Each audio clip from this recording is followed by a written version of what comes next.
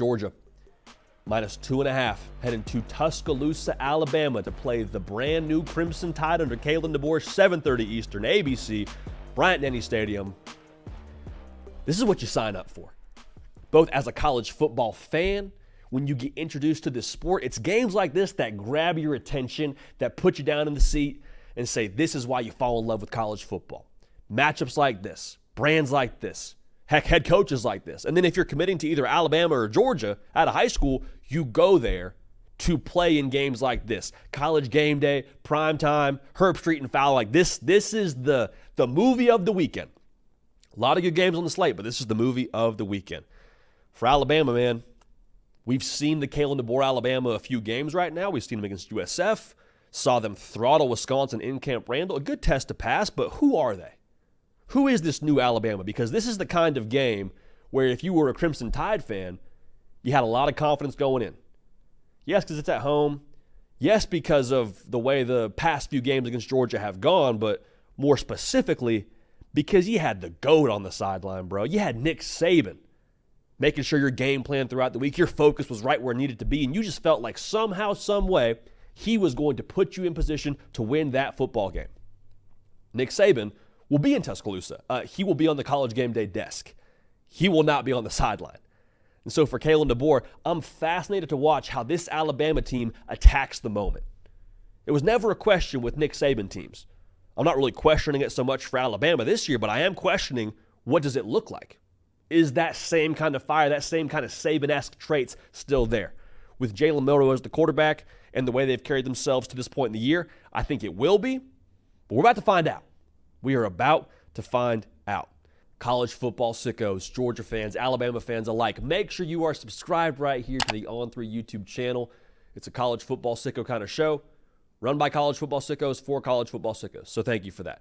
Want to make sure y'all know this prediction video is brought to you by our friends over at Prize Picks. Prize Picks is daily fantasy made easy, allowing us all to squeeze the ever-loving juice out of this college football season. How it works, you pick 2 or more player projections. You pick the more or less on those projections. We play exclusively college football on this show. Use code HARDCOUNT. $5 in lineups played gets you $50 in promo funds. Great way to support the show. Again, great way to maximize your college football Saturday. We appreciate y'all using that code, and we appreciate y'all being subscribed. Back to the prediction. Now for Georgia on the other side, man, if you are truly that team this year, the team that Vegas says you have the best odds to win the Natty, the team that I told you I think preseason's going to win the national championship, if you are really the big dog in the conference now with Nick Saban gone, this is the game where you prove it. You're on the road.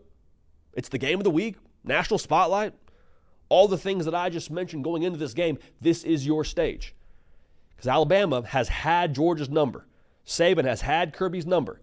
Last year in Atlanta, we were there on hand. It felt like everything was favoring Georgia. Yeah, they're a little dinged up, but you felt like Georgia was going to find a way to get it done and get over the hump again against Nick Saban. It did not happen that way. Alabama had them. Now for Georgia, too, we talk about the college football playoff expanding, and I've said this many times, Georgia gets a mulligan. So if they drop this game, they can lose another game and still find a way to make the college football playoff. Same thing for Alabama. But look at Georgia's schedule, man.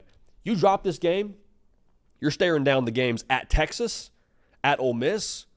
Oh, by the way, you still got to play Tennessee. Like there's a lot of obstacles in your way to getting to where you want to ultimately get to. So this is one that you would like to have in the back pocket to ideally boost your college football playoff resume. And if you're Georgia, you don't even want to worry about your resume. You just want to win the whole darn thing.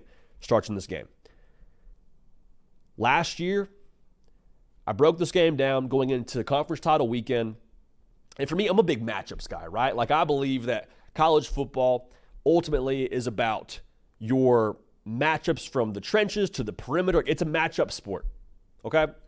The matchups last year, I believe, favored Georgia, even with them being dinged up. And you saw that early on in the game. Georgia had the better team on the line of scrimmage. Georgia had a few plays on the perimeter they could have made and didn't make.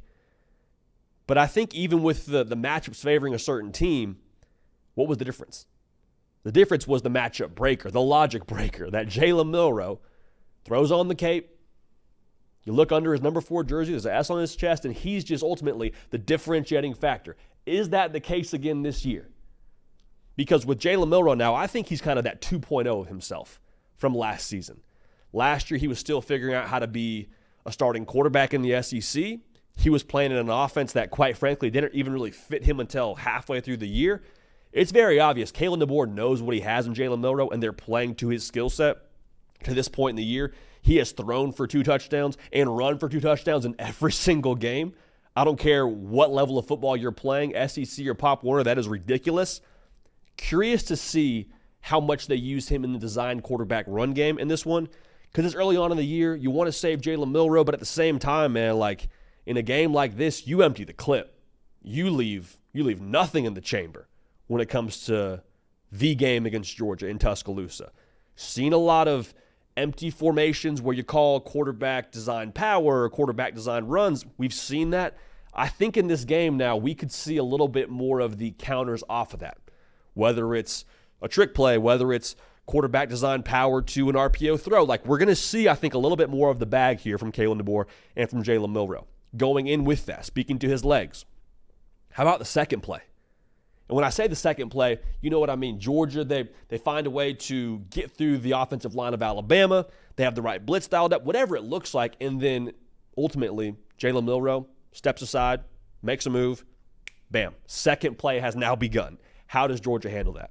Because last year, quite frankly, speaking to Georgia being dinged up a little bit, those linebackers, a little bit inexperienced, a little bit green, Jalen Milroe took advantage of that. I don't believe that'll be the case in this game. I don't believe that they will be as inept when it comes to those moments, but still, being better prepared does not mean you are going to be successful when you're out in the open field with number 4, or when he puts you in 2-for-1 situations with a receiver right behind you or a back right behind you, and you have to find a way to make the right decision in that moment to keep the explosive from happening. So a lot on the Georgia linebackers this week. Smile Munden being the guy that I'm watching most closely here. So we spoke to the game plans a little bit, man. This is going to be an awesome chess game. An awesome chess game. Kalen DeBoer, obviously the mastermind behind the offense at Alabama. You got pretty much a 3-headed monster when it comes to that Georgia defense, from Kirby Smart, Glenn Schumann, T-Rob. Like, it's going to be a movie. I think both, like I mentioned, have been saving some bullets for this game. I'm curious now defensively, as much as we talk about the game plan, like, how much just straight up football does Georgia play in this game? Like, how much man coverage do we see from the Dogs? Because I think the advantage to man coverage here for Georgia is ideally you allow for a lot less catch and run scenarios if you're playing the man coverage at the caliber that you would like to play it at. You don't have those soft zone situations where Ryan Williams catches it, gets north and south, and then you're like, gosh dang, man, he made 8 into 28. Like, that's the situation you would like to avoid. But at the same time, when you play man coverage, it's a lot harder to keep tabs on Jalen Milroe back there doing what he does, being Houdini and making plays with his feet. So the thing that I'm curious about is how much they're able to play man coverage, and those linebackers and that front 7 of Georgia being able to get home against Milroe. Now, in this game, someone we haven't talked about just yet is Carson Beck. And he's had some really good games, to his point, in Georgia. He's had some good games as the guy. Obviously, the Orange Bowl comes to mind where they just throttled Florida State. Florida State rolled their JV team out there, but still, I mean, Carson Beck did what he did. He's been the epitome of consistent at Georgia, which I think, quite frankly, is what you've needed at quarterback. You've needed a guy to just make the offense go, to be the cog in the machine that gets the ball to the right place on time, but there's no more Brock Bowers. There's no more Ladd McConkey. In short, I think the game breakers at Georgia, the game breaker in this game I'm looking at should be number 15. Now, you still need Dominique Lovett to get open. You still need a guy like a Colby Young to make his presence felt. You need the run game to get rolling. But I'm saying, like, in this game now, I think this has to be the Carson Beck elevation game, where the chips are stacked and maybe Alabama's got you on the ropes a little bit, but Carson Beck just takes over. And I don't know what that looks like. I don't know if it's him making plays off script. I don't know if it's him just placing the football how he does in the vertical game, but like, this needs to me, be the moment where Carson Beck flexes up and just has the I'm him kind of moment. I think we saw a version of that last year in the SEC title game from Jalen Milroe. I need to see it on the road here from Carson Beck, because he is, in large part, I think, if you're a Georgia fan, why you felt so good going into the year about your college football playoff hopes, about your national title hopes, because of 15 back at the controls. I need him to do more than just run the offense. I need him to elevate everyone around him. Because I think the pass catchers for Georgia are going to be an advantage here against Alabama. I mean, that secondary is good. I think it's young. I think there's going to be plays to be had downfield. Carson Beck, man, I think the margin for error is very, very small. You do not want to give more bullets to Jalen Milroe, especially if you're turning the football over like bad things are happening.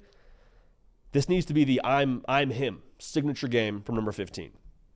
So I think there's absolutely a chance here that Kalen DeBoer goes in the bag, pulls out something crazy game plan wise, and like that's just the way you got to live if you're Georgia. And that ends up being the difference. Something that you weren't prepared for gets you out of position. You have the best athlete on the field at quarterback for Alabama, and like that might be the difference. However, the thing that I keep coming back to going into this game, both teams off a bye week. Georgia, before the bye week now, went to Kentucky, and everyone was asking after that game, after they won by 1 point in Lexington, golly, like what's up with Georgia? Golly, Georgia, they did not look very Georgia-esque in that game. Georgia, what's wrong with it? What's the problem? And Kirby Smart now had everyone's attention during that bye week. And I've said this before, there is nobody better in college football that is able to set the gauntlet down before his football team, get everyone focused in after a letdown sort of situation, and then have them bring their best to the table. I think, honestly, that 1 point win over Kentucky is a blessing in disguise. I got Georgia winning this football game.